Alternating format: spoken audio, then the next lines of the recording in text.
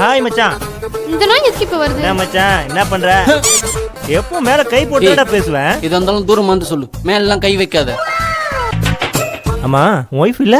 இருக்கா. என்ன காஃபின்னு வந்து கொடுப்பாள? அதெல்லாம் ஒரு காஃபியாடா?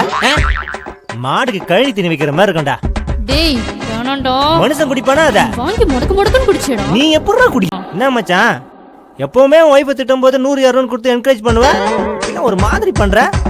ஒருவேளை பிட்டு பத்தலையோ? ஓ இதெல்லாம் வேற நடக்குதா? பாரு உன் மாமனார் மாமியா இருக்காங்களே பா எடு வச்சுடா.